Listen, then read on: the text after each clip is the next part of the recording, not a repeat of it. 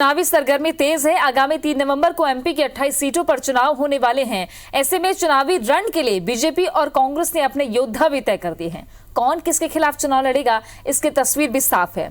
ऐसे में सभी पार्टियां अब अपनी रणनीति को धार देने में जुट गई हैं। बदले राजनीतिक घटनाक्रम में कई सीटों पर रोचक मुकाबला हो चला है। कुछ सीटें तो ऐसी हैं जिनमें चेहरे वही हैं, लेकिन पार्टियां बदल गई हैं।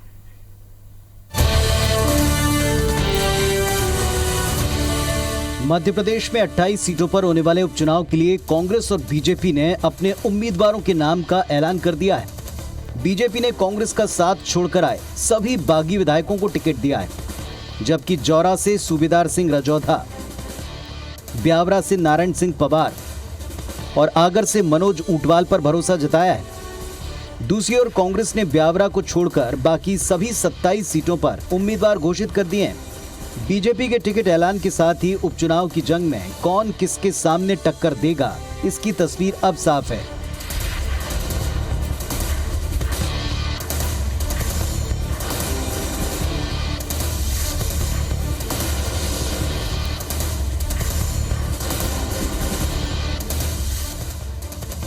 बीजेपी में 25 सीट पहले से तय मानी जा रही थी।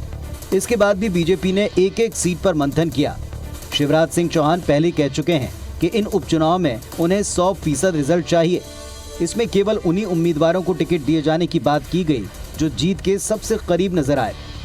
यानी एक एक सीट पर जीत और विरोध के कारणों पर विचार विमर्श हुआ है। प्रत्याशियों के नाम तय करने में ज्योतिरादित्य सिंधिया की भूमिका भी अहम रही। इसके लिए पहले पार्टी ने अपने स्तर और फिर संघ के सर्वे रिपोर्ट का सहारा लिया।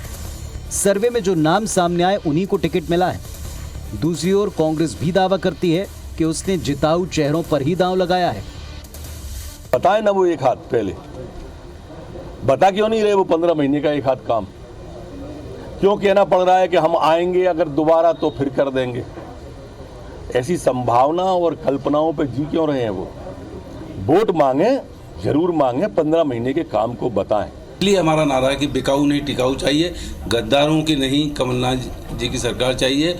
और ये पूरे के पूरे चुनाव क्षेत्रों में पूरी तरह से गूंज रहा है और लोगों के दिलों पे हो रहा है कि हमारा जो अधिकार था सरकार बनाने या बिगाड़ने का, वो इन 25 लोगों ने उसका मिसयूज किया है। इसलिए एक भी नहीं जीतेगा, इन सबकी जमानत जब्त होगी। एमपी के सत्ता संग्राम में इस बार बीजेपी और कांग्रेस के बीच ही मुकाबला नहीं है, बल्कि बीएसपी ने भी 28 सीटों पर उम्मीदवार उतारकर मुकाबले को दिलचस्प और कड़ा बनाया है। इनमें से ज्यादातर प्रत्याशी कांग्रेस और बीजेपी का समीकरण बिगाड़ने का मादा भी रखते हैं। बीएसपी ज्यादा से ज्यादा सीट जीतकर किंग मेकर की भूमिका में आना चाहती है। बहरहाल मिशन 28 के लिए चुनावी चौसर बिछ चुकी है। लगातार चालें चली जा रही हैं। जीत के लिए सियासी दल अपनी अपनी चालें भी चल चुके हैं। अब देखना होगा जनता का आशीर्वाद किसे मिलता है।